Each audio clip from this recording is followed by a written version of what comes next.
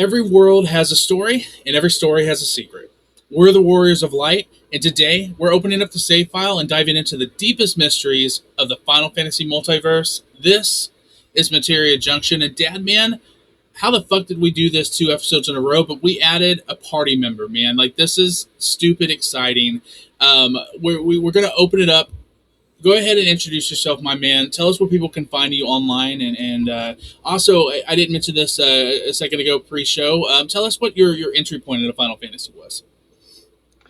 Well, good evening. My name is Dom Plays. You can find me everywhere online as Dom Plays or XP Dom Plays. I've been doing content on Final Fantasy for a couple of months.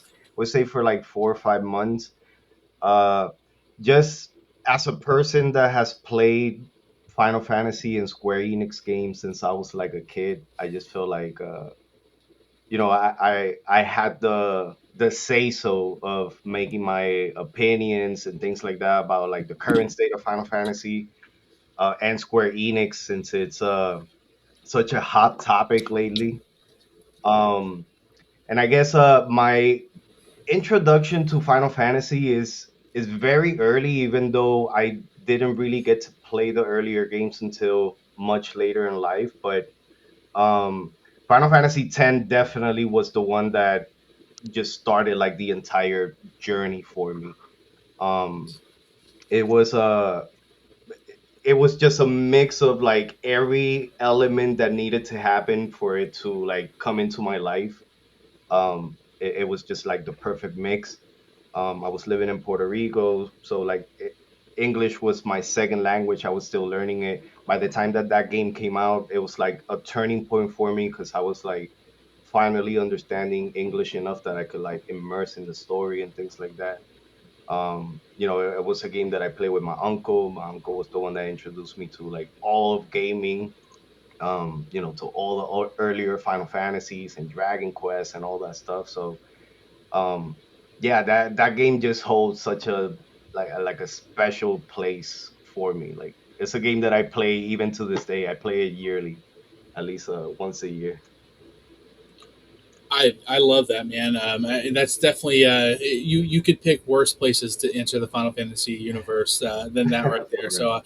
I love that. And man, your Final Fantasy content is what drew you to the Materia Junction podcast. We came across some of your content, tried to show you some love, engaged with you. You showed us some love and engaged with us in our first episode that we dropped. And yeah, I mean, this was definitely bound to happen. So I'm sure I speak for the Dad Man as well. Thank you so much for joining our party, being on here for today's episode. So, Yeah, no, thank Dad you for Man, do having you me. have anything you want to add or share before we jump into what we've been doing Final Fantasy wise?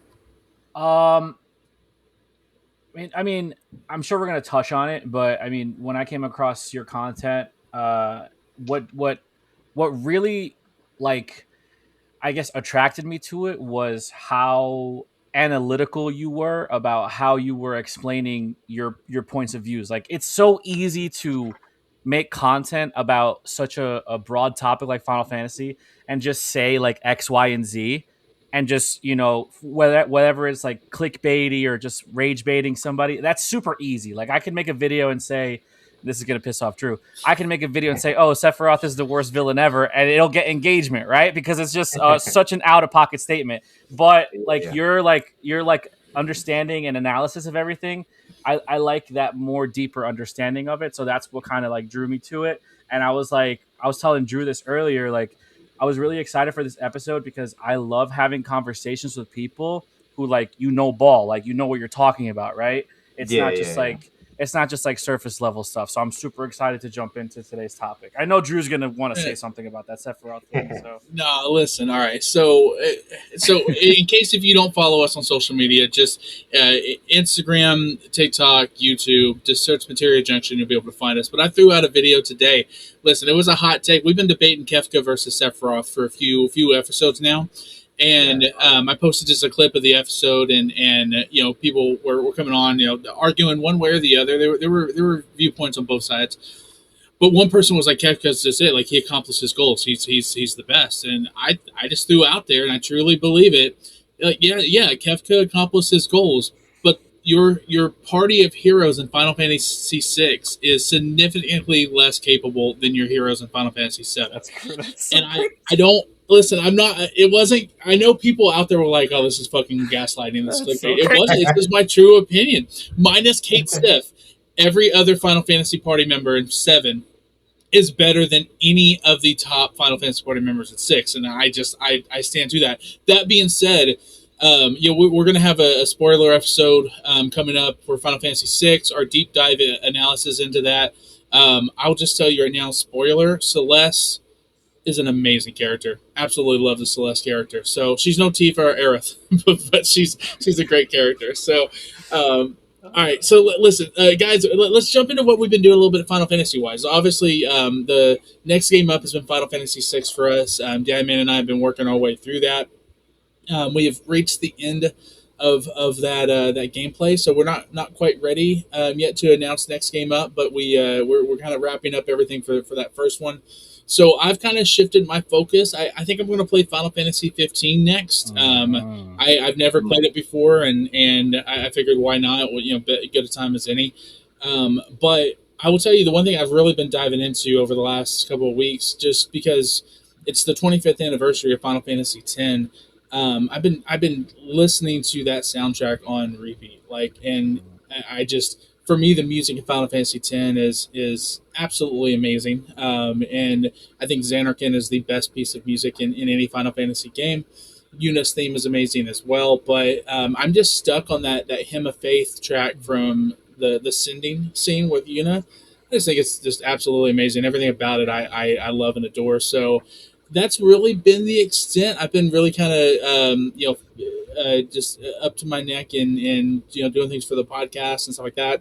A lot of my gameplay I haven't been doing a whole ton of, other than maybe a little bit of co-op Minecraft gameplay with my son. But um, I will say, Final Fantasy tie there. I have looked up specs on how I could create Bellum Garden in Minecraft. So we might see that come around a little bit. But That's pretty cool. Don, what about you? What have you been up to Final Fantasy wise? Anything catching your interest over the last few weeks? Man, I've been neck deep in Clear Obscure Expedition Oh, 33, ooh, the new Final Fantasy. Yeah, Nah, yeah. but the best Final Fantasy game that wasn't a Final Fantasy title, 100%. no, for Amen. real, for real. But in all honesty, earlier I was playing Final Fantasy One. I've been scattered with my gaming lately. In all honesty, I've been playing seven on the Switch.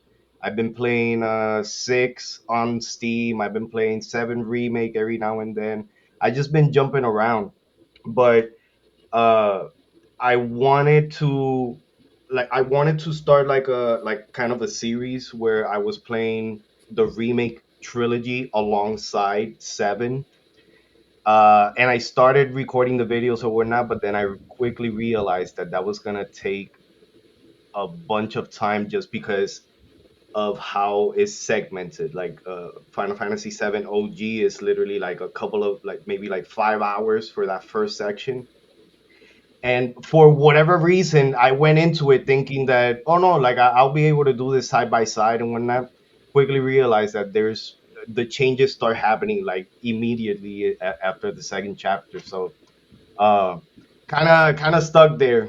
But I wanna continue doing that because I wanna start preparing for Revelation, which I feel like is coming sooner than like it's coming fast. Not that it's coming Hmm. sooner, but it's coming fast. It's gonna come out before we even realize that it's out, and I kind of want to be prepared for that. Hmm. Yeah, for sure. What are before we kick it over to you, Dad? Man, I'm just curious. What were your thoughts of the Revelation trailer? We talked a little bit about it on our last episode, just about how like some of our crazy theories that might come into play or things like that. But um, I mean, this it looks like they've put a lot into this game. Like, how do you feel? You think it's gonna stick the landing? Uh, I have my concerns, in all honesty. I think the remake and rebirth did a good job of expanding on what action combat looks like for Final Fantasy. I really like what they did with the combat system itself. Um, but I feel like the plot is lost when it comes to like the story. I still enjoy it for what it is, but as a newcomer, for let's say as a person that doesn't know anything about Final Fantasy, and you're jumping into Final Fantasy remake, thinking that you're going to experience like the OG, I feel like you're a little bit misdirected. The Final Fantasy VII remake, I feel like it's like a great introduction to modern Final Fantasy as a standalone title. Rebirth, I feel like it was a little bit more bloated, although I did really like the combat and things like that. Revelation, I'm excited for because you're going to finally have like the full Final Fantasy VII cast of playable characters. I think Vincent is a character that everybody has been waiting for. I know that Sid as well, but Vincent, with his ties with Dirge Cerberus, he's such a cool character in itself or whatnot. Like you were already expecting that they were gonna go all out with him, and it seems in the trailer that they're pulling it off. With him being able to transform into the Galleon Beast and things like that. So like I've been like leaning towards thinking that they're gonna do uh Dirge Cerberus DLC because they already have a lot of the groundwork already set up. They got the combat for Vincent. The whole multiverse thing really fits with the narrative of maybe displacing the story of Dirge Cerberus to be something that happens in the past and things like that. So there's a lot of potential with what they have opened up with the multiverse thing, which is what I'm starting to enjoy more now as as I started playing remake again, with all the knowledge and all the things that I know now about it.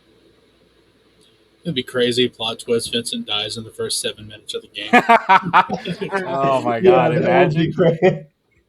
All right, yeah, man. How about you, my man? So I've been on a little bit of like a Final Fantasy hiatus, just for personal reasons. I don't want to like get too I don't want to get like too into it, especially because I want to stay pretty fresh for when we do like next game up and stuff like that. But it's really hard for me to not like be curious about other things that I could do. So I'm playing Sea of Stars right now, which is a different type of RPG. I am enjoying it. Are you like it? So yeah, it's really good. It gives me a lot of Chrono Trigger vibes, which is really good. And I'm trying to work on some content in the background for my main channel, but the main Final Fantasy thing that I've kind of gone into the rabbit hole in is like PC modding for Final Fantasy VII and Final Fantasy VIII, and some of the stuff these people do is incredible. I showed Drew a little bit of the stuff that I have going on here. There's a Final Fantasy VII mod for the original Final Fantasy VII that adds like HD textures and upgraded 3D models. It even adds voice acting to the entire game. So at some point, I'm gonna play that, and like maybe that is the true remake that we like OG fans really wanted, because it still has all like the major elements of the original game, but just updated for like 2026 audience. Um, but what I am gonna do is stream Final Fantasy VIII, a Mm. playthrough of that starting next week. That's my favorite title. And Drew posted a TikTok about like what's the most tedious Final Fantasy mechanic or whatever, and everybody's just the junction system, the magic, the drawing, and I'm just like, oh god. So I'm gonna take People it are upon myself shitting to on it, like, man. yeah, they're taking a huge dump on it, and like I get it, it's not everybody's cup of tea, but I'm taking it upon myself to do like a playthrough and maybe like really dive into the intricacies of that system to help people understand, because the game itself does a really terrible job of explaining what the junction system really is. So that's what I'm doing right now, but I am looking forward to our next game up and doing our review on 6 for sure. I think that's Speaking of been like non, my biggest thing with eight, like the junction, them not explaining it fully, like making it clear how is it that it works. That's always something that's like taking me off about it. Mhm. no, I mean that's 100% sure. I think the game doesn't do a good job of telling you how well the junction system can be used, and so like it, but that was intentional. You know, like it wanted you to be able to like think. Okay, so I had this complaint. This, talking about Expedition 33. My biggest complaint about that game was the that there was no map. I it drove me crazy that there was no map. Right, but like Dad Man made the point. I think it was like, well, that's to force you to explore more, to not have a set linear path. Like you've got to be able to move around and explore. I think the junction system was designed the same. It was like, hey, we're going to tell you the basics here, but it's up to you to really figure out how to customize it and utilize it for your gameplay and how you want to be able to play. It just, we weren't accustomed to that, 30 years ago in RPGs. We were just like, nope, it's we grinded out for 30 hours to try to level up, and that's what we do. And if you do that in Final Fantasy 8, you're gonna hate your life. Like that game's gonna suck. Heading yourself. So Yeah, no, for yeah, real. no, 100%. So, let's kick off our main topic. Dad, man, take it away, my friend. All right, so we talked about well, we did a side quest episode, so we'll briefly just touch on this, talking about and celebrating the anniversary of Final Fantasy X. It holds a special place for both of us, so I just kind of wanted to pitch that to you, just real quick. I know that's kind of what let you into the franchise, but what does it really mean to you? And if Square could return to that formula for a future game, do you think it would be as well received as 10 was when it first came out? Damn, man, that's a loaded question. I feel. Um, it's hard to talk about 10 because I feel like I can't be anything else but biased towards it. That's fair. Um, but I'll tell you this: the things that 10 does well, I think that they, if Square Enix were to replicate that formula with its storytelling, its character building, even like the progression system in itself, like everything makes sense in the world. I feel like the problem with some of the modern Final Fantasies lately is just that everything is like a separate entity. It doesn't necessarily Hmm. fit within the narrative of the world. Um, Final Fantasy X for me was like the Final Fantasy that meshed everything that they had built up from the first one up until 10. You got the monster designs, like the summons, how the summons become more uh, integrated into the story and things like that. The characters feel, that's something that has always caught my thing with Final Fantasy X, is that a lot of those characters that I play in the game with, like there are people that I also know in real life. Their mannerisms and things like that. And I'm getting technical, but it's like that. All of that is what speaks to me about the game. Hmm. Um, the problem that I see with Square Enix nowadays is just that they're not really focused on really appealing to the core audience that grew up with them. Not saying that they don't care about them, but they, business wise, they seem to have been looking for other audiences that are not necessarily as receptive to the Final Fantasy brand. And for that reason, I feel like, Final Fantasy 16 is a game that I love. I've played the crap out of that game, but there's still like something about it that feels off. That, Hmm. while it has all the Final Fantasy skins on top of like the monsters and things like that, there's something about it that doesn't necessarily mesh with what I feel like a Final Fantasy is. So like it's just, like I said earlier, it's just all the things that melted together for Final Fantasy to like come into my life.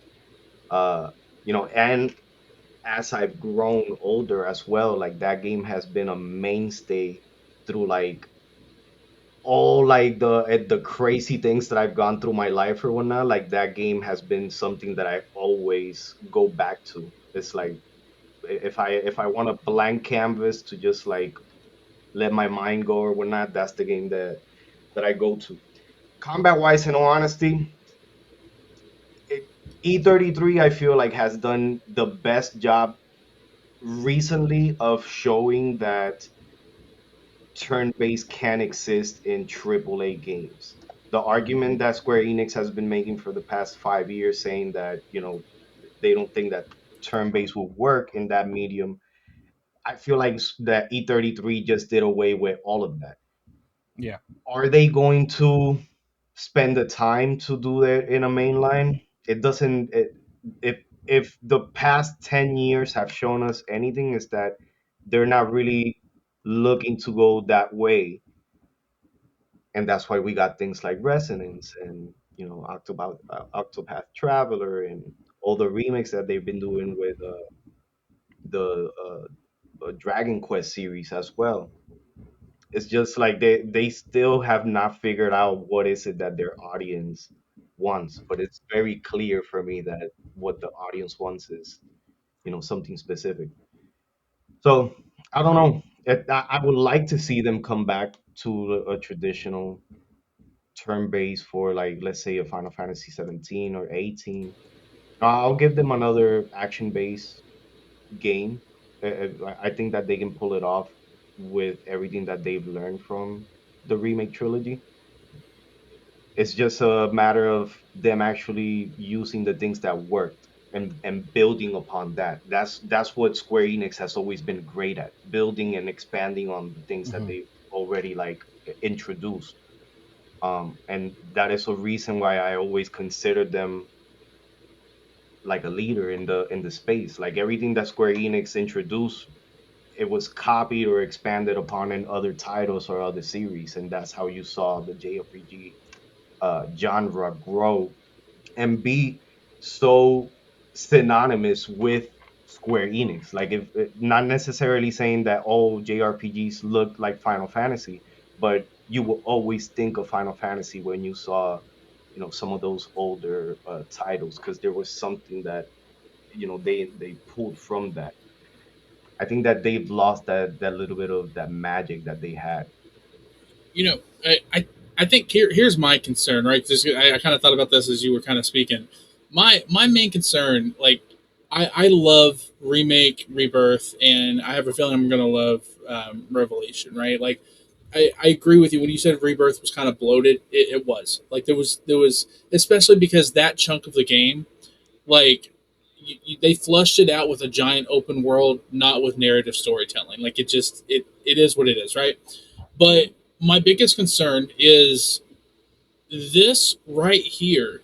Like, this is the best we're going to get from Square. It's not like it's like they have a trick up their sleeve, and all of a sudden, like, a Final Fantasy 17 or whatever that next mainline title is going to be, is just going to be groundbreaking.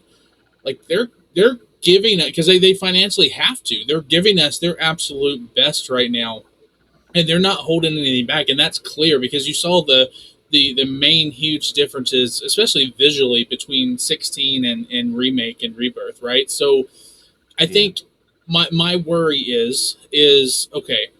It like when they get around to that next mainline title, if this is the best they have, and they're not willing, to your point, they're not willing to um, honestly pick a road and decide that, what definitively is going to be Final Fantasy for them moving forward. I think that we're going to end up with hot garbage, and very inconsistent games moving title to title, right? And I don't want that. Like, for 40 years, the world knew who Final Fantasy was, and in one moment, everyone forgot about Final Fantasy and said, "Who the fuck is Expedition 33?" And again, it was the best Final Fantasy game that wasn't a Final Fantasy game, and I think that's what's worrisome to me about what the future looks like for Square. And so I don't know. I just thought about that as you were kind of talking. I was like, man, like, they've got to figure this out because it the could be the messy. thing with the thing with the thing with E33 is that, and I'm saying this because I recently started playing it again, and I was thinking about it as I was going through the game, that it's just one of those games that, like, calls, like hangs on to you, like from the beginning from when it starts to even end game.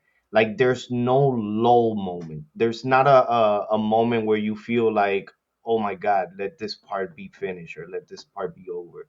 Like it's engaging from beginning to end.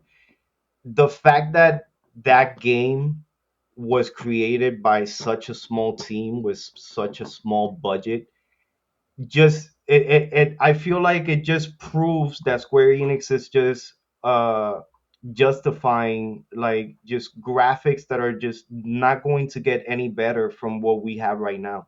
I honestly think that Square Enix has one of the best animation teams in all animation period. Like they can compete with Pixar, they can compete with with Disney if they actually had what they lack, which is like the story element, being able to piece together a story cohesively or whatnot.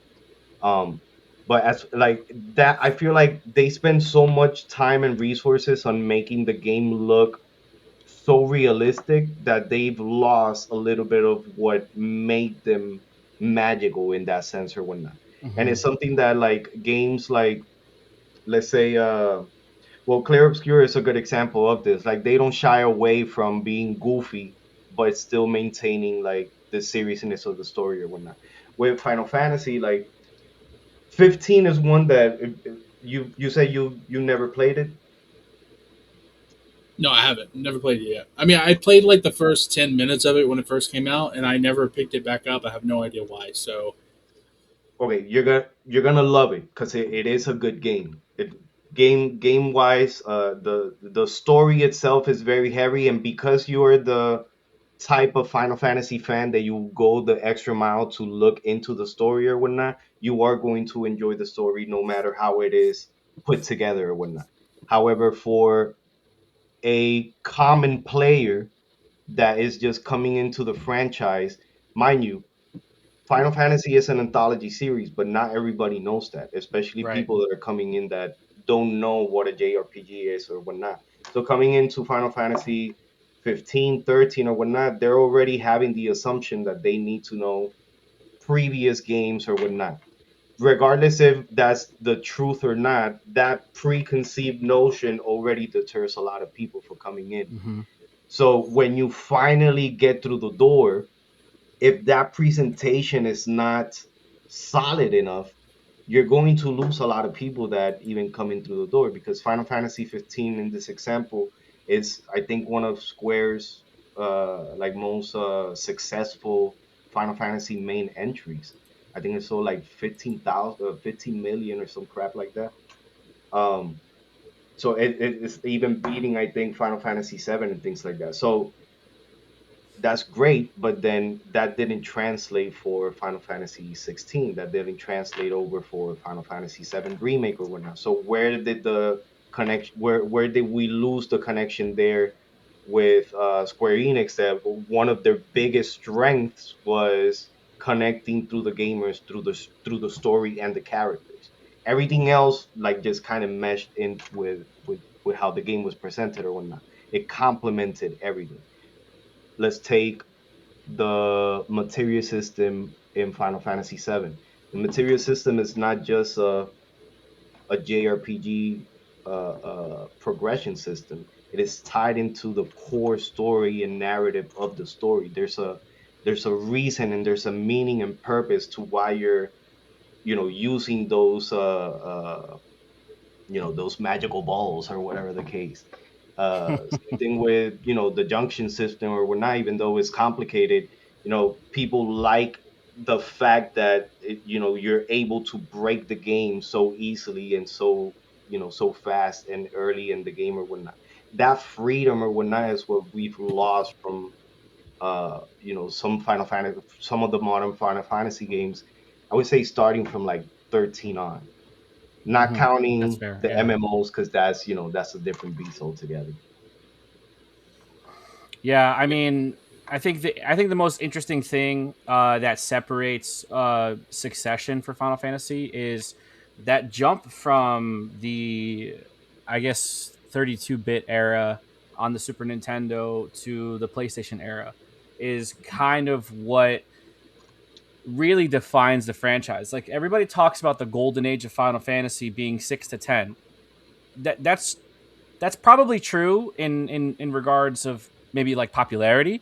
Um, but you really can't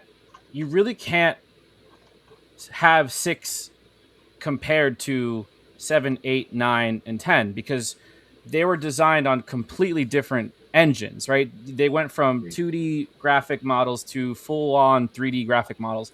And that's where Square really took that jump in that PS1 generation. And you hit the nail on the head when you said animation department. Square was known for the longest time, from Final Fantasy 7 through 10, of having the games with the best graphics. Like there Mhm. was nothing better available to us as gamers graphically. And I think they kind of saw that and they were like, okay, let's stay in this lane for as long as we can, because you cannot say that even though Final Fantasy 13 is not like beloved by the majority of the fan base, it is still a beautifully graphically developed game. It is a beautiful game. I remember the first time I turned Yes. on Final Fantasy 13 and I was just like, wow, this shit looks incredible. So I think Square has really hammered that aspect of their development cycle home and saying, listen, we can have an okay story, we can have an okay gameplay, but we need to blow these graphics out of the water. And I think they lost it a little bit there because um, Seven Remake I really enjoyed. I thought it was good, cohesive, a good extension of the first couple of hours that you spend in Midgar. Rebirth it just felt like a huge task at points. Like there was just too Yeah. much. Like I have to do this. I have to get all this Chadley information, all this intel, all before I move to the next section, and then I have to do the thing all over again. But it was gorgeous. Like the presentation was gorgeous. The audio was gorgeous. The voice acting was fantastic. And I feel like that's what they hang their hats on. And to some people that might be like acceptable to have a beautifully made game, but for me, I prefer the more story driven narrative, and that's what I hold on to. That's why even though I've recently only finished playing six, that's why I hold it in such a higher regard from a lot of the other titles because of how well the story really hits home when you complete it. That's why I think Final Fantasy, they're in a unique, like Square Enix is in a unique spot where they haven't really mentioned much about what that next mainline title is going to be. They're giving us, obviously the remake trilogy. They're giving us the what is it? Is it? Why do I always forget that? Is Resurgence? It's not Resurgence. Resonance. Resident. Resonance, yeah. Which I think will be a very interesting, unique, game for them to put out. I think that's a little bit of an experiment on their part to see if that 2D HD kind of remastered stuff can hit, and I think it can. I think there's a definitely a place for it. Um, but I think that when we're talking about you know what what they could potentially do and what direction they could look to go into, take a minute and go ahead and give because like the financials, they make no mistake about it. I'm sorry, there's no other way of spinning it. Outside of you know Revelation coming out and like bombing for whatever reason, it's been a financial success for them. And then you're talking about the other collabs they've done with other IPs like Magic the Gathering, for example, and stuff like that. Like I think this is an opportunity for them to say, hey, we could go ahead and take the unique storylines that we've told in the past, merge it with our technologically advanced visuals, and give us a six remake, or give us, we talked about a Final Fantasy One remake, really to kind of see where they could go. Because I would much rather them do that, take a step back, say, hey, let's go ahead and try another game, give it a remake treatment. Doesn't need to be three games. I've said this before on my own channel. There's not another Final Fantasy game that's warrant of three fucking a trilogy of remakes. There's just not. Mhm. Two at most. Six would perfectly fit for two games, two installments of that remake. But give us that. Don't just keep forcing us, visual slop. Again, the graphics are amazing. I agree. 13 still holds up. 20 years later, graphics still look great. Mhm. Mhm. Yeah. But we need story. Give us when Final Fantasy was hitting on all cylinders. it was. I've said this before. I'll die on this hill. It's when it holds up a mirror to society and tells a story that we all need to hear. And I'm sorry, but 16, although I really liked it, did not have a story that did that for us. And I think that that's the miss. I do. Yeah. You know what the problem with 16 is, that they took the approach of telling the story as if you were playing an MMO. Like if you're coming off Yeah. of Final Fantasy 14, you see all the elements that they use from like the MMO design and things like that. I love the world that they built with 16. I think that the world itself is more interesting than the story per se.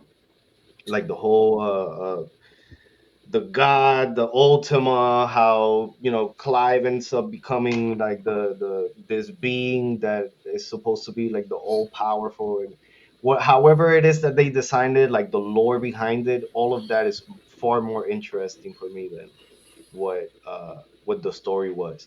But you know what? To your point about the remake, I feel a little bit differently about it. I feel like they should not. I feel like they should focus on making the next mainline entry be the next mainline entry. That because right now Square Enix is coming out of like this whole remake process or project transition that they have been doing for the past what 10 years now with the Hmm. remake, Yeah. like Yeah. 2018 or whatnot. Um, so they already, if there's anything that they have that they can learn from the past 10 years, is how not to make a remake, how not how not to try and retell a story that is beloved by like Right. the people that are eventually going to be buying that game or whatnot. If you notice, like all the great Final Fantasies that people adore are because of the story. Hmm. Yes, the gameplay, yes, the progress, the progression system tie into that, but it's mostly because of how people connected to the characters of that game or whatnot. They need to start focusing on making characters that are memorable. They did a good job with Clive. Clive is a Yes. badass Final Fantasy character. Um, Yes. I think it's the first time that we've seen like a grown adult Final Fantasy character, Yes. since what Final Fantasy 4 maybe, or Final Fantasy 7. I think that they were a little bit older when that. Yeah. But like Clive is like a man's man. Like this is a dude that has been it grows up as a soldier. Like this dude is trained to kill. So My that my was my wife. My wife says Clive reminds her of the main male characters in her romance novels, like her fantasy romance novels. I was like, I could see that 100%. Like, Yeah, no, he's for the guy real. that everyone wants It's to be. dark fantasy right there. Yeah. Like they did a good job of implementing the dark fantasy aspect of what they were used to giving us with Final Fantasy 4. I feel like that one was like the first dark one that we got to experience or whatnot. Clive reminds me of like that sensation of characters where they have presence, they have a purpose aside of being the badass main character or whatnot. Yeah. Yeah. um it's gonna be interesting. Wait, I don't know if I'm too into a remake of 6, but to the listen, extent of 7, but I will take a remaster of it. I would much rather have a mainline story as long as they have a story to tell, right? But if it's not Agreed. hitting, but I agree with you about the Clive character, man. I think Clive was absolutely amazing. Aside from his teenage version with that fucking Karen haircut, that hairstyle was terrible. My gosh, like when he No, for first popped on, the only hairstyle in the video game character I've ever seen that was worse was uh, young child Aloy from Horizon Zero Dawn. If you've ever played that game, Aloy as a real. Yeah. child, her hair is dreadful. So it was terrible. But Dad, man, we came to talk a little bit about combat. and about the combat system. So do we want to dive into that talking point? Yeah, just real brief, about combat. I mean, I think Drew and I are in agreement with Final Fantasy X having the best version of the combat system. I am not a fan of the ATB system, and what I mean by ATB is I don't like the stress of having to mess through my menus and having to pick spells while I'm getting bombarded by enemies. That's why I just mash the attack button, because it's the easiest, quickest command. Or if I know, like, okay, then this character is going to be a mage, then I'll set my cursor to memory so I could just keep replaying the same spell over and over. But I'm not a fan of the ATB. It's just too stressful. And I think they started introducing ATB in 5, if I'm not mistaken.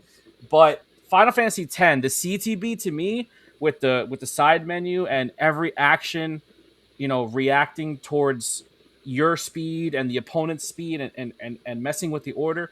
And E33 did a good job of it too. I think that is the perfect combat system in a turn-based style game.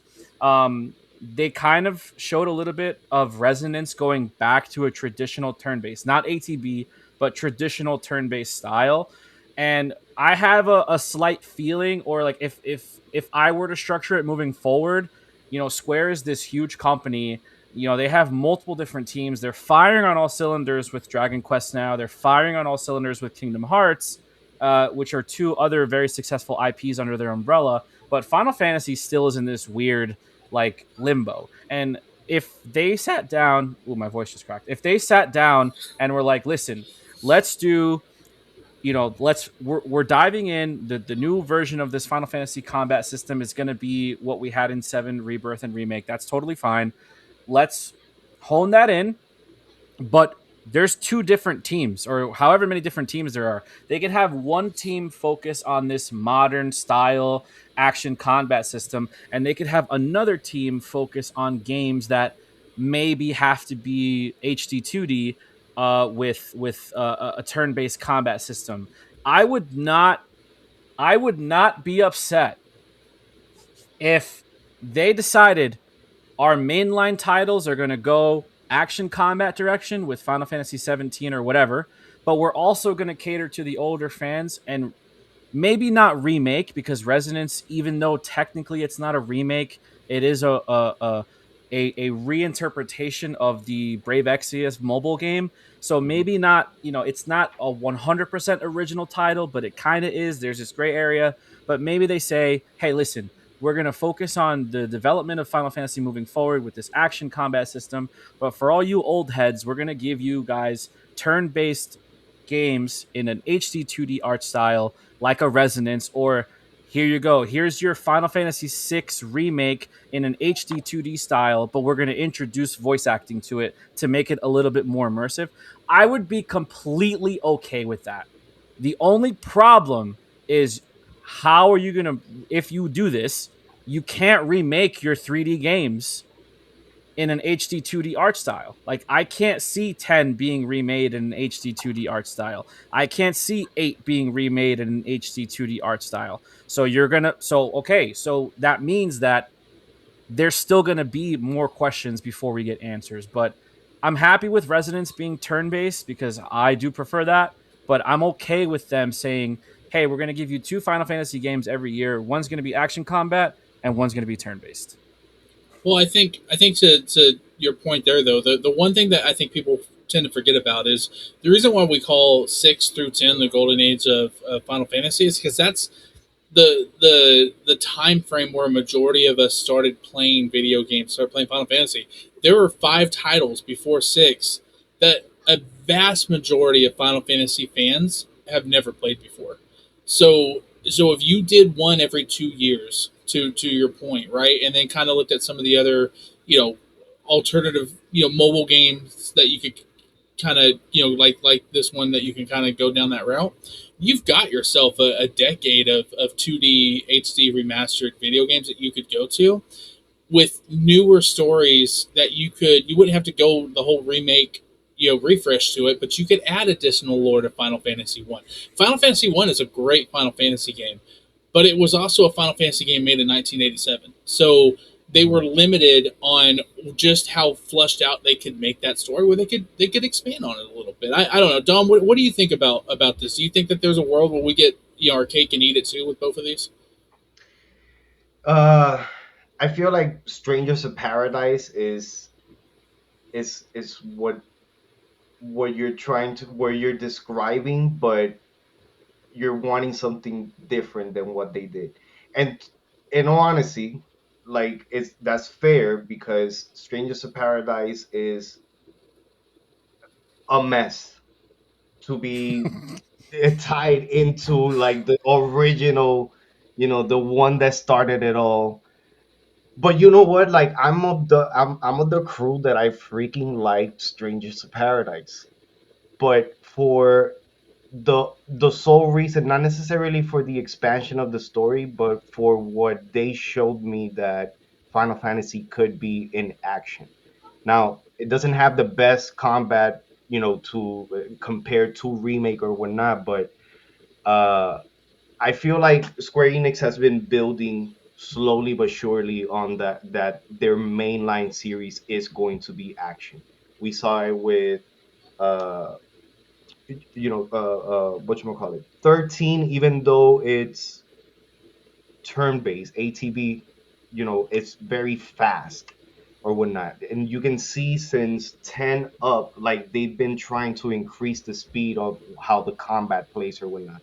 To your point earlier, that man, 10, the combat system in 10, I think is the pinnacle of turn based because they figured out how to make it fast paced enough where the turn based aspect doesn't become a barrier for the entry. Mhm. I think that for like the earlier entries, even including like the ATV ones like 7, 8, and 9 or whatnot, the system was still very slow.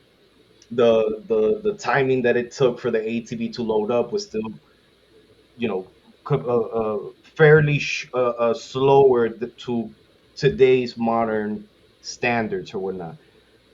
That's why the whole modding community making the 2 times speed and the 4 times speed is so popular or whatnot because those games earlier played slow.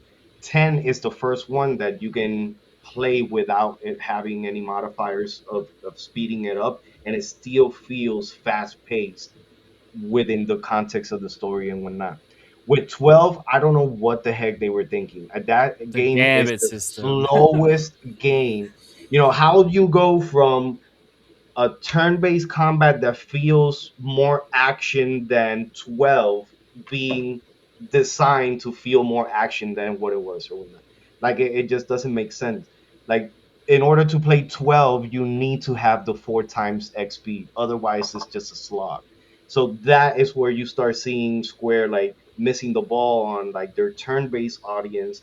And then when 13 comes out, that they introduce again the turn-based, but in this faster pace or whatnot, I knew that that was the change that they were going to take because then you start seeing with Final Fantasy, you also have to keep a close attention to Kingdom Hearts because no Nomura is such a big part of both franchises, right? Mhm. So as soon as Kingdom Hearts became the popular game that it became, especially after Kingdom Hearts 2, you already saw that it was possible for Final Fantasy characters to exist in a world where action combat was possible. And you saw Mhm. them moving around and whatnot. Like I remember the first time seeing Cloud in the Coliseum in Kingdom Hearts 1. I was like, oh shit, this dude has moves. I already knew that, he had moves from Final Fantasy 7, but over here, like you see how fluid he is. You can see more of like that character embodying the personification of what he was shown to show in the original game or whatnot. Dissidia did also a great job of introducing Final Fantasy characters in that medium. So they've been building all this up for a long, long time. I don't think that they're gonna just sway back into turn based just because Clair Obscure has been as successful as it has been. But to your point, I do agree that if they do choose to keep the turn base in like the double A, even like those indie style, like 2D HD artwork style or whatnot, as long as they're able to tell a story and and build upon what they're creating there, because that's another thing. Like people are focusing very much on resonance, on it being the 2D HD, the first 2D HD Final Fantasy. But we're forgetting that Resonance is probably built off the bones of Octopath Traveler. Yeah, So 100%. yeah, so even though it has the Final Fantasy skin or whatnot, this is potentially a build up or an evolution from what Octopath Traveler did. This is what Square Enix is was known for being great on, expanding on the things that they've already introduced. So if that's the case, and they're gonna make a new Final Fantasy series where it's turn based and that's what they're gonna focus on, great. Do I want a triple A Final Fantasy, turn based with all the bells and whistles and all the cinematics and all the things that I know that they can do? Absolutely. But I feel like we're starting to, uh, with what's happening also with Kingdom Hearts or whatnot, I feel like Final Fantasy and Kingdom Hearts are slowly meshing together. Where Yeah, like that's as fair. soon as Kingdom Hearts hits that place of no return, it's just gonna bleed into the next Final Fantasy entry. So Yeah. let's see. It's all up to Nomura, I feel. Yeah, there's a lot of weight on his shoulders for sure. What are you gonna say, Drew? Yeah. I was going to say, I do think though that combat, whether it be turn based or action combat or God, like I agree with you, ATB. Don't give us ATB, but even if you gave us back ATB, um, listen, it's all second to the story. So Yeah. Clear Obscure Expedition 33 was not game of the year because it had turn based combat and did it really really well. It was game of the year because the story was so freaking incredible, and like your character development and things like that. And so um, again, I don't really care what the graphics look like. I don't, as long as the mechanics of the combat is playable, then that's fine too. I just want a good story, man. Yeah. I want a good story with good characters, and good fleshed out characters, right? Like 16. I've said it before to you, Dad, man. Like they did Jill dirty. Jill could have been a great character, but we just didn't flesh her out well enough in 16. But Say it as 5, they well. did a great job on. So I just Yeah. I think it's all second to the story. You got it. That's what you got to hit on whatever story you tell, whatever game you tell. Yeah, I mean, it's time will tell, I guess. I mean, that's such a cop out, but like time will tell, and we're not in these boardrooms with them. We're not in these meetings. We're fans, and we're gonna consume what they give us. I mean, that's just basically what it is. But time will tell. With that being said, moving into 2027, it's going to mark the 40th year anniversary for the original Final Fantasy VII that we got back in the late 80s. Revelation seems to be the main release that we're going to be getting this year for the Final Fantasy IP. Once this remake trilogy is finally completed, I would hope that they have a plan what they're going to do moving forward. We don't have any information on that, but we have talked about like a soft reset in an earlier episode of the podcast. And even though it's very like tinfoil hat in in my situation as far as the speculation is concerned, with Resonance coming and having that idea of a soft reset maybe happening, how would you go about it, Dom? Keep the money train moving or give fans what they've been asking for with a fresh start and a fresh formula to bring you all that success that you got in the first place? Are you talking about like Resonance continuing as a mainline series? Right. Yeah. So like if because we don't have any information past Revelation, because Mhm. Resonance is coming out in 2026 this Yeah. October, and then Revelation is going to be our 2027 title. For what we know, there has been nothing else announced moving forward. I personally don't think that Resonance is going to be that title that they just put everything on the back of it and they say this is it moving forward. But if that really was the case, do you think that they could replicate that success on the back of Resonance, or is it something that an original title will have to be developed in order to get?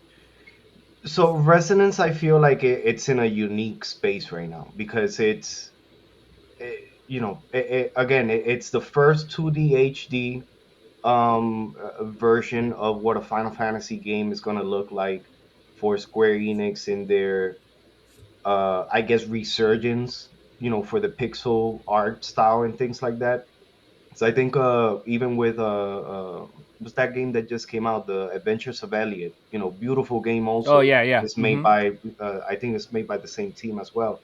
Um, so like I see them experimenting and like going deep on this route, and I appreciate the fact that they're going more with the 2D art style as opposed to the chibi art style that they were going with Bravely Default and whatnot. Right.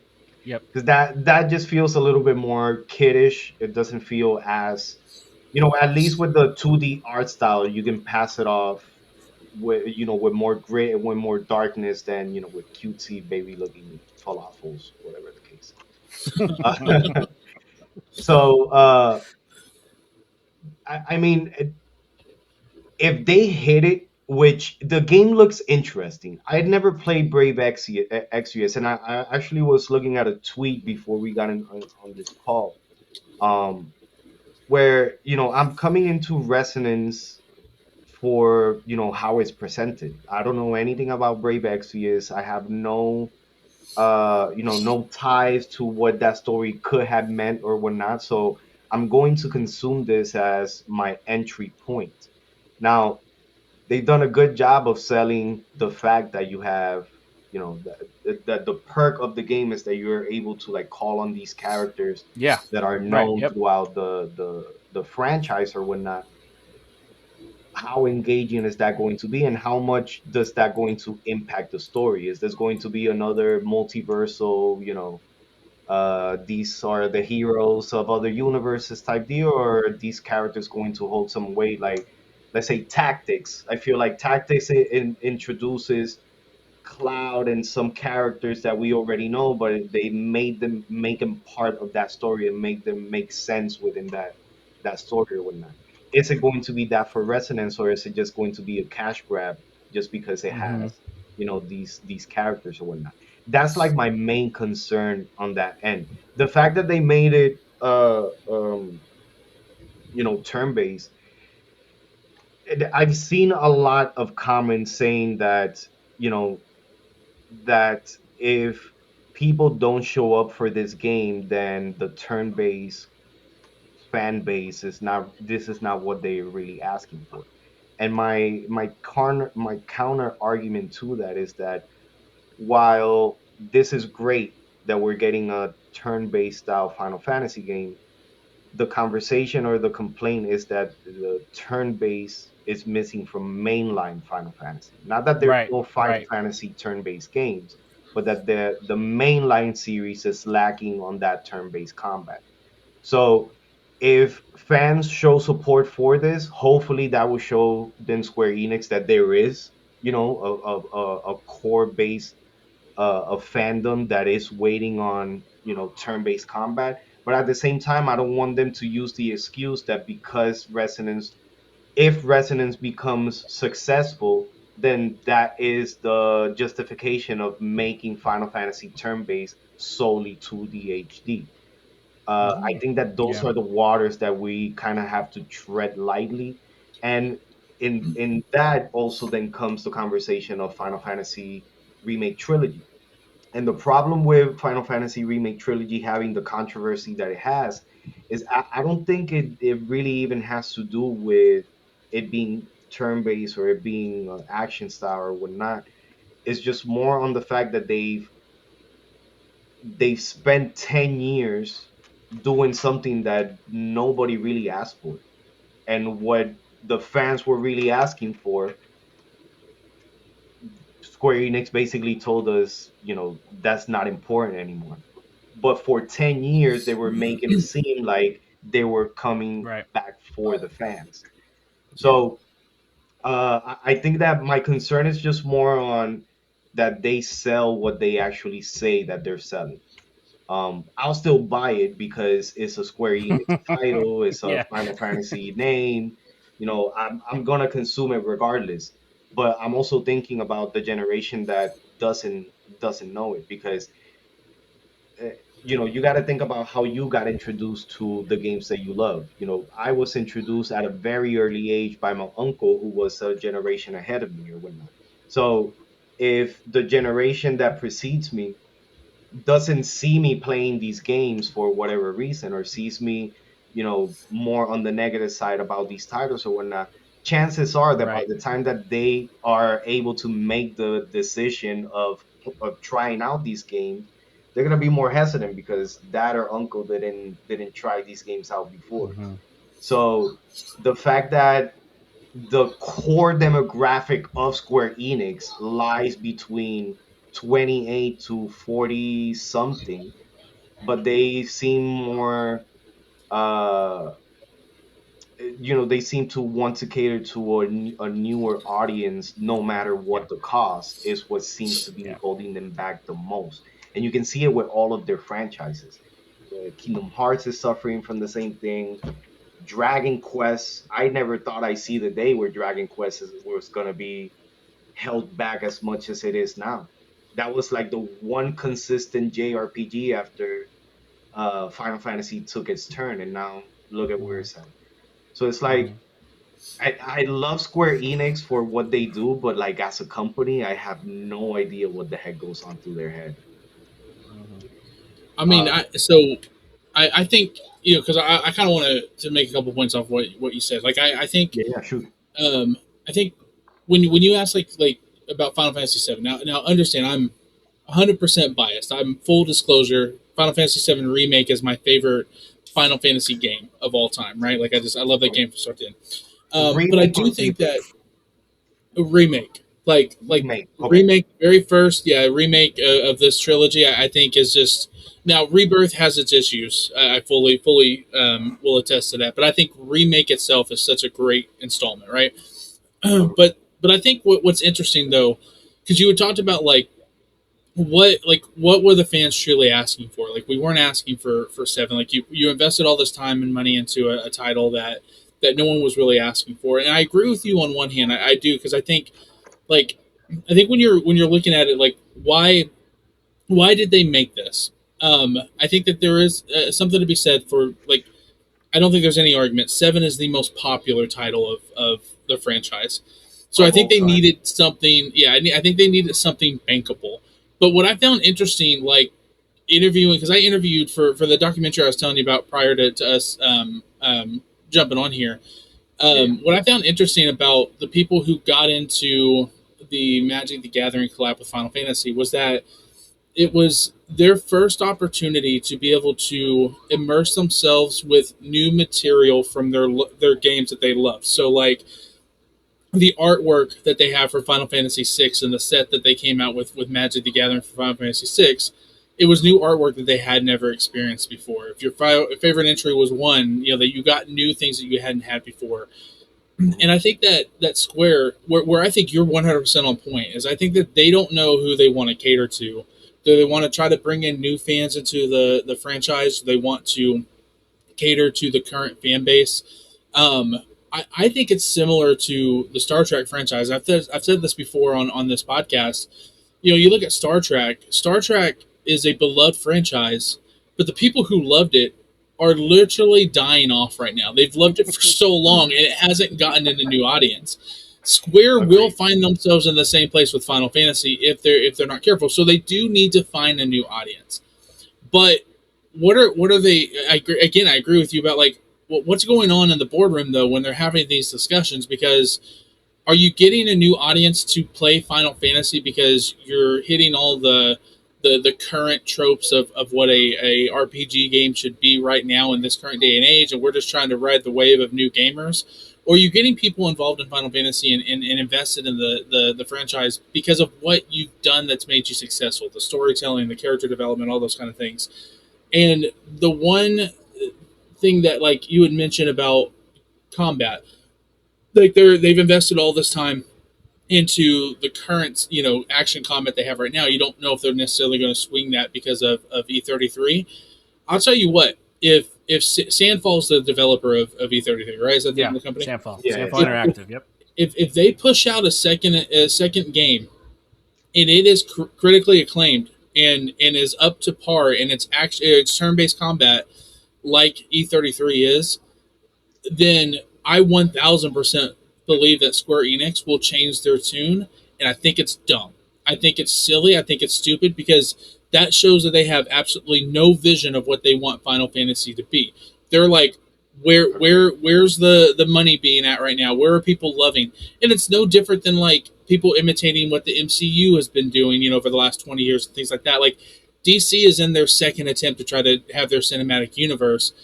Like, be who you are, have Mm-hmm. a vision, have something in line, and that's what I seriously doubt that Square Enix has. Now, listen, Square, I'm telling you right now, if you're listening to this podcast, first of all, I'm sorry. Like, you probably we shit on you so many times. But with that being said, like, I do think that it would not hurt you to do something to get a fan poll out there, an acknowledgement of the fact that you want to listen to what the fans have to say. That doesn't mean that we're right. That does not mean that we're right, but at least it'll get like the think tank moving for you to figure out what you truly want to do. Because Dad, man, you can tell me if I'm wrong. I think the reason why we haven't heard anything for a mainline title and Final Fantasy after this remake trilogy is because they have no clue what they want to do, and I think that they're struggling to try to figure that out. So I don't know, Dad, man, what Uh, do you think about all this? So you bring up a great point. I think the problem is Square has become a lot more reactive than proactive, and I think mhm. what like the success that they built from like the Nintendo era to the Super Nintendo era and then into the PlayStation era and I guess even PS2 era, even though surprisingly they only had two titles released on the PS2 in that long ass console span, but that's a For real. conversation for a different day. Um, they were proactive with the original Final Fantasy because they had no choice. They that game was made off desperation, and they took it, they ran with it. It was a huge hit, and then they built and built and built and built and built. And then somewhere along the line, the changing of the guard happened. People get old.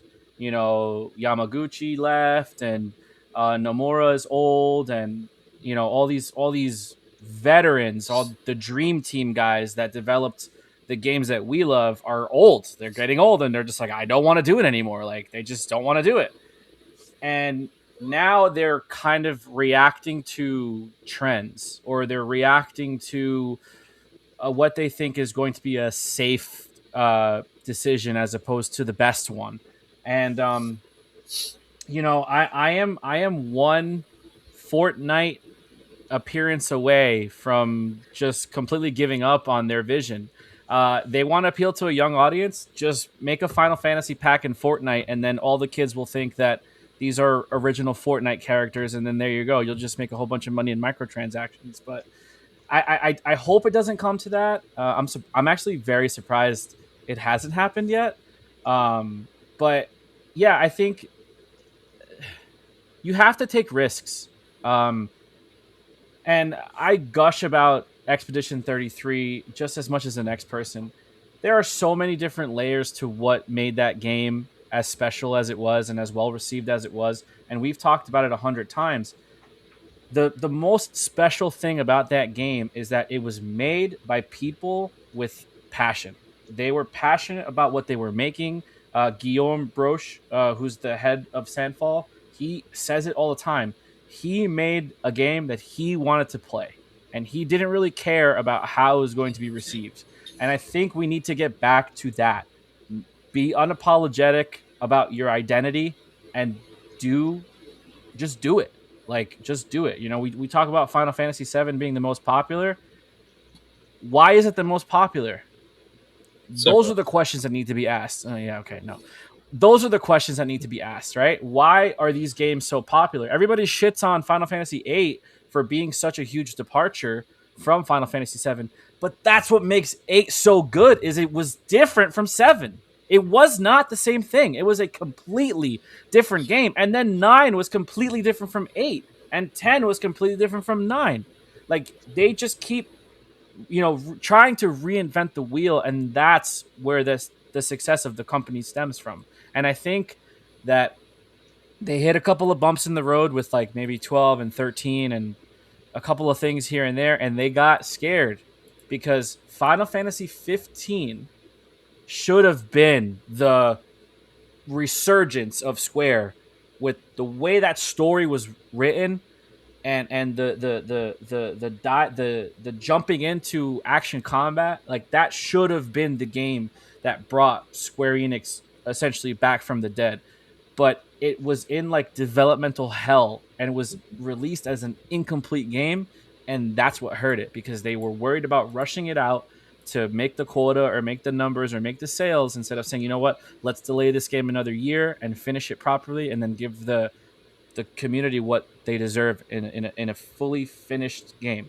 But again, we're not sitting in these rooms with these people making that claim. They're going to look at their charts. They're going to see that everything is green if it is. And they're just going to be like, if it's not broken, don't fix it. But if you want to, like you say all the time, Drew, if you want to um, impact gaming and if you want to like really change it, you got to take risks. And I think that right now they're just playing it safe. Yo, And that who would be that Fortnite? Who would be that Fortnite character cameo? I gotta know. So, It would be because it would on be one, Cloud. It would be Cloud, Sephiroth, and Tifa. Those would be the three that you put in there because of course you would. with a I've never played cat Fortnite skip before. as a back bling. Yeah, Yeah, yeah. I've never played Fortnite before, but like I've got to imagine Barrett would kill at that game. Like I mean, he's got a fucking Oh, gun arm, Yeah, yeah, right? he Like would yeah. go He crazy. so, makes the most sense. Yeah. and I don't know who develops Fortnite, but if it's not Barrett, you're racist. I'm just saying. Like there's only a few. So, but no, I think. Listen, I think you're spot on, Dan. Man, I really do, and I think both of you guys, present a lot of great points here. I think at the end of the day, it just um, every company needs a direction, right? Like you need a vision, you need a path that you want to follow, and the fact of the matter is that when your audience believes there isn't one, that usually means there's not, right? Like Yeah. so, Yeah. I think we got a long way to go. So Listen, to your guys' point, I think that you both hit something very important on the head here, and it's that there was a point in time where Square Enix was the standard. I have a video that I did like at the beginning of me making content or whatnot, and I still stand by it. Like there was, during that time where they say that Final Fantasy was in its golden era or whatnot, the reason why that was happening was because every iteration of the next thing was something new. It was something exciting. It even with the technical limitations of that time, they were still able to make something that was ahead of its time, memorable, and that in some way it still holds up today. You can see it's dated, but it still holds up today. Like you can definitely tell that and that's something that the modding community has on point. Being able to Oh. make these older games look like brand new, like they were released for like the Switch or one of the newer modern consoles or whatnot. Like it's just insane the amount of detail that these games had. With the graphical fidelity and freedom that we have now, I feel like a lot of that charm is lost.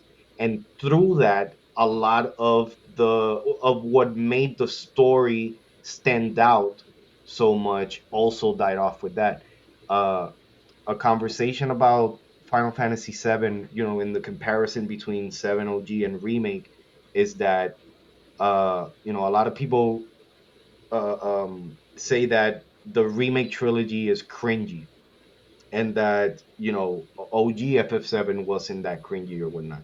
OGFF7 had a lot of goofy moments, That's- but the way that they were presented and animated and the way that they Right. played out Right. in the context of that story, how it was presented to us, made sense. Those, even though they may have been cringy or whatnot, they were still, cutesy in a way or whatnot. Now, when you're trying to do certain things, when you're trying to translate certain emotions and certain things from that art style into modern realistic art style, like it's the tone shifts completely. Yeah. And Square Enix has lost the ability of being able to tell when to interject, those funny moments, those goofy moments, without losing the importance of the scene that they're trying to tell. I think that, for me, Rebirth, that's where like it lacked the most, where like some of the scenes that I feel like should have been more serious were just kind of dumbed down and played out. Hmm. And to what you said earlier as well, there's like a morbification of media lately, and in gaming, Final Fantasy is the marvel of the gaming industry. Right. The same way that we're starting to see the Disneyfication of Final Fantasy as well or whatnot. And not saying that that's inherently bad or whatnot, but when you make it obvious but then try to make it seem like it's not there, that's when you start getting the pushback and the differences or whatnot. um Kingdom Hearts, I feel like it's Square Enix's way of telling the world that this is possible. You can make Disney look cool, you can make Final Fantasy look animated or goofy or childlike or whatnot. It works for that thing. It works for what Kingdom Hearts is. They're trying to make Final Fantasy into Kingdom Hearts aesthetic, and that is where you're losing a lot of people. Final Fantasy 15, a lot of people were put off about it because of how much it looks and plays like it's a continuation of the combat of Kingdom Hearts. Right. It's a direct evolution. You can even map the buttons for like your abilities or whatnot the same way that you can from Kingdom Hearts 2 into 15 and into remake as well. So it's a direct correlation.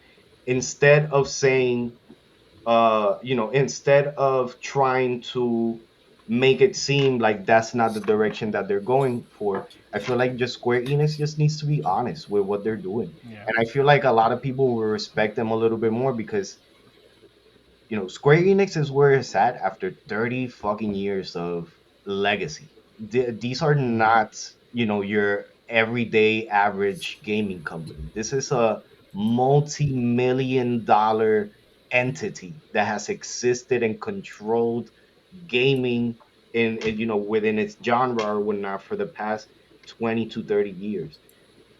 It's right now for them, this is a lull. Is this Yeah. going to destroy Square Enix? Not at No. all. They have too many live IPs that generate enormous amount of money. On top of that, you have Final Fantasy 14, which is the reason why they are able to flop and fail as much as they have been doing with the mainline series or whatnot, is because the money that they make up with 14 is double, maybe even triple what they're going to make off of a mainline series, a mainline entry. So right now, I feel like for them, they're in a very experimental like time in the company. They have, even though they might not be making up the money with remake or the trilogy or even with Final Fantasy 16 not meeting sales expectation or whatnot, they're able to tank those hits because of the success of 14. And regardless of whatever lull 14 is at, that motherfucker is not stopping anytime soon either. Hmm. They got the cash to be able to experiment, and in all honesty, if they're going to continue experimenting, this is the time to do so now. because Final Fantasy, even though it's at the lowest point that I would consider in their history for them to be at, they're also at the best possible moment to pop off again, because Hmm. now they're the underdogs once again, and that's where they thrived the most, when they were the Yep. underdogs. They did very well during the time that they were the top dogs, uh but they got complacent, and you can see that as the series continued to grow, and they started to introduce other IPs like the Near series or whatnot, Kingdom Hearts being as big as it is or whatnot, you start to see how the success of those games starts to bleed into Final Fantasy, because they started to interject all of these different ideas from the different worlds or whatnot that do not make sense in the Final Fantasy world. Right. That's when you get stories that have no fucking sense or cohesion whatsoever, because Yeah. you're trying to pair up Nomura style of storytelling with what's this guy's name? The Dragon Guard and Near guy. I forget his name. Oh, Uh, Yamaguchi. and I have with Yamaguchi too. Like all of these Yeah. people have been great And in their own. Yuji Hora is the other guy. I think Yuji Hora is the Dragon Quest guy. Yeah, so like all of these people have been able to create the stories and being able to tell the story within their series and narrative elements or whatnot. And when Final Fantasy starts trying to pull all of those in because they want to make like Final Fantasy like the one to rule them all or whatnot, that's when you start like losing the plot or whatnot. uh Yeah. Yeah. Dragon Quest started going through that issue right now with, introducing now the conversation of, should the main character speak in Dragon Quest? I don't think so. I think I think he should stay mute. That's what has made them, Dragon Quest so far. The story is being told by the characters surrounding the main character, as opposed to it being told through his perspective. Those little things matter when it comes to expanding on the worlds that they build and whatnot. And Yeah. I don't know, they kind of lost the plot with Final Fantasy as a series. Yeah, I would agree. I think you know, I think there's a lot that you can dissect when you're talking about Final Fantasy in general. Everything we've talked about between a little bit of the combat versus what direction they want to go into. What is the next 20 years, 40 years of Final Fantasy going to look like? And you're not going to be able to appease everybody. I think you're gonna have to pick a lane. You're gonna have to stay in it. You're gonna have to do all of it discless because there's not going to be any more physical media. I had to mention that Yeah. No more somewhere in physical this media. podcast. That is crazy for real. So had to mention that somewhere in this podcast, but yeah, I think all of it is great for debate and topic. I know that we have one more topic on today's show. Do we want to dive into that, Dad Man? Kind of get Yeah, kick off this last just real topic. quick. Yeah, just real quick. It's nothing major, but we've kind of touched on, the elements of Final Fantasy or other RPGs, being story, combat. But like one of the things that doesn't really get talked about too much is like your grinding or your random encounters, right? So I've played so many RPGs, and for the most part there's two types of encounters. There's random encounters and there's static encounters. Um and I feel like there's like a handful of games that do it differently. I don't think anybody does it perfectly. Like I don't know if I prefer one over the other. So basically I wanted to get your guys' opinion, moving forward, like developing Final Fantasy or any other RPGs moving forward. Is that like the main way we're going to go about encountering enemies in an RPG? Or are we going to stick to, are we or should we stick to one iteration? So we talked about E33. E33 had no random encounters. Everything was static. Everything was, oh, I can avoid this if I want to. So it gives you the option of grinding if you want to or not. It doesn't. It doesn't really force you to grind if you don't need to. And then you have like your traditional random encounters where every 15 steps something pops up. So is that like the end all be all of random encounters, or is there something else that could be done a little differently? And I might have an idea as to what the solution might be for that, but I want to get your guys' opinion first. Are we for or against random versus static encounters in our RPGs? Dom, I'll let you take this away first. Uh, in all honesty, I don't care as long as the elements that tie into the combat make sense together, and I'll explain what I mean. Mention clear, obscure. The static works in that game because there's purpose to each encounter. You don't necessarily need to grind if you master the parrying and the dodging mechanics or whatnot, because you can potentially do a no hit. So there, the freedom of having to grind or not grind depends on your skill level. Now, let's say games like Final Fantasy X in this case, where they're random encounters, but every encounter still is purposeful, because even if it's one sphere level, you're progressing your character in some way, shape, or form. So like you progressively feel your character get stronger with each encounter, as opposed to it just being grinding for grinding's sake. Now, I'm a grinding guy. Like I love games that, if they have a random encounters. I love those type of games. Those for me are games that I play more mobilely. So like those type of games I like to have on my Switch, where I can just turn it on and turn it off whenever I want. There's like no real commitment to it. The other ones, if it's static, I feel like Clair Obscure did it well. Did it well. Chrono Trigger did it well as well. Like it's just, it needs to feel purposeful. So as long as those two elements go together, I can care which one it is. But if I have to choose, I'll go with random encounters. I feel like Nice. Okay. there's something so fucked up about being so into a dungeon and being like, shit, if I get into one more random and it's an ambush, they're gonna mess me up. Yup.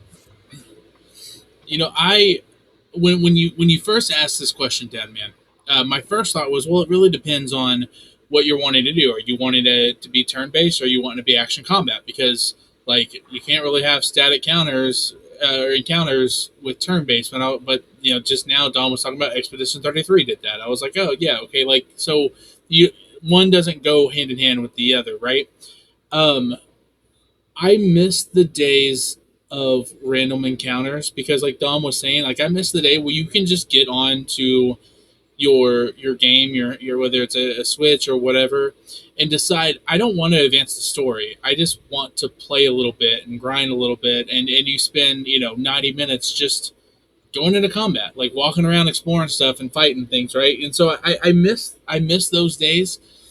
But with that being said, I don't know which one I would rather have, but I do know that if we continue with the world of static combat encounter or static encounters, excuse me, that I want it to be done where we can change our approach to combat and how we fight. So like think of The Last of Us, for example. You see well in advance if there are clickers in front of you or runners or whatever, right? It's up to you how you decide you want to handle that combat. Do you want to go stealth? Do you want to go in guns blazing, things like that? So if we're going to continue with static encounters, I think giving us some options on how we approach those battles would be great because what's the point? I mean, Final Fantasy 13, you see where they were. They popped up on your map. You knew where they were before you ever saw them. So you just run in and it just starts the battle, and it's just the same button mashing as any other kind of combat, right? So I think I would prefer if you could give us a little bit of difference in combat. Listen, the note that Square I think should take if they're going to continue with action combat. Um, I don't know. I mean, I know you haven't played it yet, Dom. I don't know if you have yet or not. But Ghost of Tsushima, the combat in Ghost of Tsushima, Yeah. action combat is fantastic. And depending on your skill set, who you're fighting, and things like that, depends on what weaponry you decide to use and how you approach battles and things like that. Give us an action combat that is more than just like 16. I'm not gonna lie to you. Like if it hadn't been for the option to be able to just to let the system decide what was best for the combat, and I just sit there and button mash, I couldn't give two shits about the combat in 16. Like I was invested in Clive and I was invested in the story, but the combat itself, yeah, it was static encounters, but I didn't really care one way or the other. You give us a combat that is, if it's not turn based, at least there's some strategy behind how you approach that combat. I think Yep. that's a great way to go. But if you're asking for a definitive answer, and I miss random encounters. I really do. I think that's, if I had to give an answer, that would be it. No, and you know So we're what, two. Andrew, to your point also, I think Final Fantasy 13 is a great example of how not to do static encounters, because the Yeah, fact that you see them, but I feel like the combat is fun, but there's no progression. So even though you go through like a 5 minute battle or whatnot, where you get to change your paradigms or whatnot, at the end of the battle, you don't level up. You don't gain anything that makes you feel like it was worth doing that battle until much later into the game. And yeah. it's like, that's the one thing that I would say that that's a wrong example of doing it. Uh, what's this game? Bravely Default 2, on the other hand, it's a little bit better in that regards. They have static encounters where you find them in the world map or whatnot, but both the battle system and the leveling system are enjoyable enough that while not you don't necessarily level up every encounter feels like you're progressing towards that. So it's just it those two elements need to go hand in hand to be able to make whether it's static or random work well. The rest, they can figure out how to make it work, but those two elements have to mesh together. Yeah, I totally agree with you guys on what you're saying. We're two for two on the random encounters, which I appreciate because spoiler alert, that is my favorite. I like the randomness of it. Like you said, I think back to playing Final Fantasy X and going to I can't remember the name of it, but going to that dungeon or that, I think it's like it's where you fight. I think you fight Ultima Weapon in that Or dungeon. the Omega That Ruins. dungeon is, yeah, the Omega Ruins. Yeah, Yeah, yeah, going to the Omega Ruins and feeling like if I get into a fight with another Marlboro, like I am so done. screwed. So like it's I get it, and then you have, not only is it a random encounter, but there's another layer to it because you have the random situation in the battle. If it's a preemptive strike, if it's a back attack, like there's different elements to it. But I understand the evolution into static counter. I understand like putting more pretty shiny objects for people to look at on the world map. I think Expedition 33 did a good job of implementing the static encounter with if I hit it with my trigger, I'm gonna go first. Like I'm gonna get hit, or I'm gonna hit them first, and I'm gonna be able to go off because in that game every enemy is super strong, and if you take damage, you could legitimately just die from a random battle. So I like how they did it. I think my solution would be to incorporate both of them in certain ways. I do think that you can have both aspects of both random encounters and static encounters. So I would kind of, maybe I'm creating this terminology, but I would like to change the wording and call them situational interactive encounters instead of random or static. Um, Basically, I was playing a horror game a few months ago. It was like I forget the name of it, but it's basically like Final Fantasy you're 2. in this. No, no, it wasn't that. But I was playing a. It was actually I was playing Roblox with my kids, and it was this horror game. on Roblox, and it's a simple little aspect of the game that, and I it kind of stuck in my brain, and I was like, I wonder if they can incorporate this into like an RPG. But you're in a hospital, you have a flashlight, and your battery is running low. We've all played games like this before, and you have to find like the little clues or whatever to to get out of the hospital. Now, the whole premise of this is there is a creature or something that's chasing you, and Alien Isolation did a really good job of this too. There is a creature that's chasing you in the game, and it could pop up at any given moment in time and kill you or whatever. But there's the simplicity of Roblox. That's where it stops, right?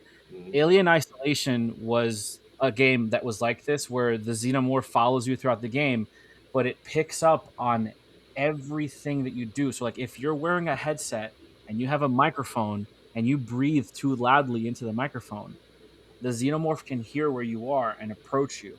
So I was like, dude, what if they did that with like if you're in a dungeon, like let's say the Omega Ruins, for example, and there's no, it's not a random encounter. You don't go every 10 steps and your battle theme hits. But like, what if you're like investigating something or you're looking for this item and out of nowhere, just something just popped like, that would scare the shit out of me, like a jump scare encounter or whatever. But I feel like it would just add to the immersion of it. I do appreciate static encounters, but seeing something on the world map and be like, do I really want to fight this guy right now and just kind of avoiding it? Or in the situation of a random encounter where it's like, oh, I'm at my last like 2 health and I don't have any potions and I'm so far away from a save point and I haven't saved in 15 minutes. If a random encounter kills me, like it ruins all my progress. So I would like to have a situation where you have random encounters, but there's like levels to it. I don't know. I just thought that that would be super interesting if they could incorporate something like a situational interactive encounter because it would surprise the player, it would increase the immersion, but it would also give you that satisfaction of, the battle was worth it, like you guys said with the progression. Bro, could you like? I just when you said that, like, I didn't even know they had like where you could breathe in the microphone and like it adapted to those kind of senses. Like Warriors of Light out there, I love you guys, but most of us are mouth breathers. We would never fucking be able to accomplish finishing a game like that. I'd be sitting there like, oh my god, like I would, I'd be so panicking. Like and so yeah, I don't know if that would work. And like I listen, I'm in the world of streaming games. I've never really streamed a video game and like had people watch me play like where they could hear my audio and video. I am either the most boringest streamer in the world or I'm the most entertaining streamer in the world because I don't There's have a no in happy between. medium. Yeah, there is no in between. Like to your point, Dad, man. Yeah, every time a Marlboro popped up, like, I mean, it was just fuck. Like I hated that. Like Yeah, dude. and so like I have no happy medium, but I like that idea, man. I do. I think those are ways that you can experiment with a mainline Final Fantasy game that doesn't change any kind of core understanding of what Final Fantasy is. It's you trying to evolve the genre, if you will. That's the kind of shit that if you hit it right, then all of a sudden, at Square Enix, like now you're the curve. Now you're the one that's pushing the industry forward, and I think that those are some creative ways that you can kind of advance the genre. The problem is that no one's done it yet, so Square's not going to copy it from anybody else, and I think that's the problem, right? Like be innovative. I like that idea. So we're gonna copyright it today. Situational interactive combat. We're copywriting that. So if anybody listening or a months down the road they see a trailer where somebody's like introducing situational SIC. interactive combat, you heard it here first. SIC combat is sick. Oh, it just markets itself, man. Yo, just somebody please just do it. I won't even be mad at this point. Like I would love to Hey, see something like listen, that. don't think no one's listening to this. I failed to mention No, this at for the real. top of the show. I'll mention to it now. So last week or last episode, we had a guest on Millie Makes Movies, announcing her Final Fantasy fan film called Avalanche, a prequel to Final Fantasy VII. And she was going Oh, through talking to shoot. us about what she's doing. It was really exciting. We loved it. 3 days after our episode aired, she gets a cease and desist letter from Square Enix saying you can't make this movie. Now, whether That's or not we so had anything to crazy. do with it, I don't know, but I do know I felt bad. I was like, the timing really sucks. Like, why couldn't you have gotten this email like 3 days before our episode aired? Yeah. But my first thought when she told me, she was like, "Yeah, they sent me a cease and desist letter for the movie." Like, so Square Enix sent you a cease and desist letter to tell you to quit making your art of a Final Fantasy VII prequel, and I told her, I was like, that's very Shinra of them. Like, Yeah. do they not understand the irony here? That is very Shinra of them. So yeah, I don't know. Maybe someone at Square is listening to this, and if you are, do not withhold from Dad Man. You could pay for the next 25 episodes of this podcast with hitting him up on that trademark. So I like it. And also Yeah, go that's support Millie and her project, www.avalanchefanfilm.com. She's not stopping just because of a cease and desist letter. It's a fan film. I think in the world of fan films, like, you should be able to create your art. That's not an official stance of the Final Fantasy Materia Junction podcast, but it's my stance. I think there's nothing wrong with a fan film. She's not making any money off this. She's doing it because she loves the thing you created so much, and it inspired her to create her own. So I don't think there's anything wrong with that. Yep, for sure, for sure. That's all So, I got for you guys. I mean, I, that's I it's so funny. Like, it's hard doing these episodes because I think we talked about this once before. Like, we do them monthly, right? And we're gonna start the side quest thing too, because we come up with these ideas, we come up with these topics for conversation, but it's so hard to not think of more ideas as we're having these conversations. And it's like, I could easily talk another 2 hours on Final Fantasy, just because I'm just, as I'm talking with you guys, I'm getting more and more ideas. So I mean, I've known Drew for about a year now. I think I can speak with you. We have a pretty good, our brains are on the same wavelength here. At some point or another, Dom, we're definitely going to have to bring you back on and talk more Final Fantasy stuff, Absolutely. because 100%. like we've had, Millie was a great guest, don't get me wrong, but like sometimes there's a different level to it. And I think you're in our camp as far as like really understanding the topic of conversation. And I think it would be not only a disservice to us, but a disservice to the audience if we don't bring you back on at a future date. No, I appreciate it. In all honesty, I love this. I love talking about Final Fantasy. I love talking about gaming. It's one of the primary reasons why I started making content or whatnot. I said earlier, like, I've been playing Squaresoft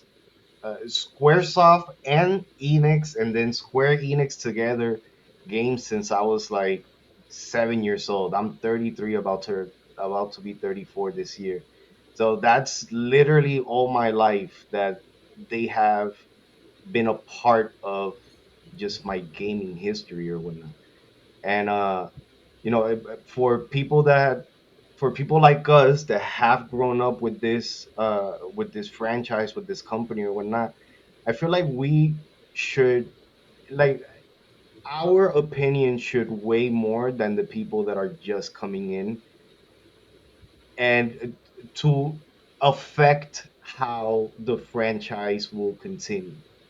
Um, because with everything that's been happening with the conversation about modern Final Fantasy, Square Enix, where it's at, and all these things, I feel like a lot of, like, the majority right now seems to be a lot of the newer modern audience, which is great because that means that Final Fantasy will continue living on in the generations.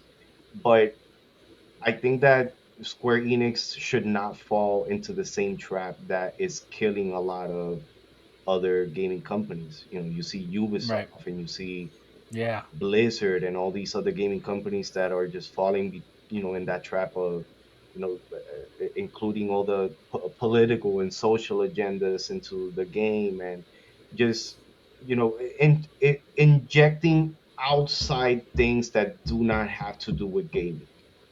Yeah. Um, Yeah. instead of focusing on making the games that we know that they can make. um and it takes people like us to just keep this conversation going or whatnot, because the one thing that will always kill a topic, a project, or whatnot. It's just it being going into obscurity and people forgetting about it or whatnot. The fact that the conversation with Final Fantasy is as strong as it is right now just proves that the last 30 years that they have put to into making this what it uh is fruitful. Like it did what it was supposed to do. It created a fan base that cares enough about the franchise and about the company to have conversations about it, to have debates, to breathe life into the games and the stories that they're telling. So thank you guys for having me. Like it's been amazing finding a crew of people that are like-minded and that like all the nerdy shit that I like as well. So I appreciate you guys having me on, in all honesty. Of course, Yeah, of no, course. thank you for being on, man. And you listen. One thing I will say that one thing that we, I don't know, we kind of pride ourselves on this is bringing on interesting and unique takes to the Final Fantasy genre and the world. And I think a lot of your takes tonight were fantastic. And so I think that yeah, definitely you're more than welcome anytime you want, just let us know. We'll bring you on and get you into to the show. And so, but for us guys, that's it. We found our Moogle and we're saving the save point until the next episode. This is where we sign off. Normally, we tell you where you can find us on social media, but it's in one fucking place now. If you're not following it, I don't know what you're doing with your life. Materia Junction on Instagram, on YouTube, and on TikTok. That is the place to go. Right now, plenty of good, healthy debates on why Sephiroth is a better villain than Kefka. go go get involved in Oh those God. comments, right? Gotta talk about But that. 'Cause well, that's a hot listen, topic right there. listen, we're gonna we know for sure we're gonna have an episode down the line of ranking our top villains of Final Fantasy all time. And so we'll definitely look to bringing you back on to have that conversation. Spoiler alert, I will tell you this right now. Sephiroth is not my number one villain of all time. Like, and I know Dad Man it feels that way about his villains. Like, you'd be surprised. He let it slip on an episode of what what he thinks the best villain is. We'll save deep dive until we get to that episode. But I if you think that Sephiroth over Kefka is a controversy, Dad Man, when I tell you who I think the best villain is, my favorite villain, like we may stop the podcast. You Dom, you might be the next co-host of Materia Junction. So listen, here's our call to action for you guys, Warriors of Light. Let us know when it comes to the world of combat. What do you hold as priority? Like, what do you want to see in the future of Final Fantasy when it comes to combat? Are you a static encounter kind of person? Are you a random encounter? Do you like the idea of something new, kind of a hybrid in between, and seeing how that advances the genre? Most important thing that you can do is to be able to comment below, share your thoughts. We want to be able to hear them. Clearly, we have some clout with Square. They're definitely eavesdropping on us. So drop your comments below. Let them be able to hear your voice. Next episode coming up in the month of August, we're doing our deep dive into Final Fantasy VI. You don't want to miss that. We're going to have a special guest for that episode as well. And Dan, man, I've been trying to sign off for 5 minutes now, so whatever. We're extending this a few more minutes. I don't We're know about good. We're you, good. We're good. but knowing who our first guest was with Millie, now with Dom, and then who our surprise guest is for episode 5 for our Final Fantasy VI review. Which, okay, squirrel, but we probably should have made the Final Fantasy VI review episode 6. I feel like that was a missed opportunity, but whatever. We're doing episode No. 5, whatever. No. But we have had and will have 3 very unique, different guests who all love Final Fantasy. I think that's fucking cool. I do. Yeah, and different Congratulations. ways too, right? Yeah. Like in different mediums in different ways. You know, Millie doing the filmmaking, Dom playing the experience. Our next guests, I'm not going to give any spoilers, but 3 very different, unique guests that participate with the franchise in very different ways. And I think at the end of the day, that's what makes Final Fantasy so special. Is there's a million and one different ways to consume it, but there's a million and one different ways to represent what it means to you. as well. I totally agree. Well, that's it, guys. The lights of the crystals may be dim, but the data is written. So, for all the warriors of lights out there, don't forget to save your progress. This has been Materia Junction. Thanks, guys.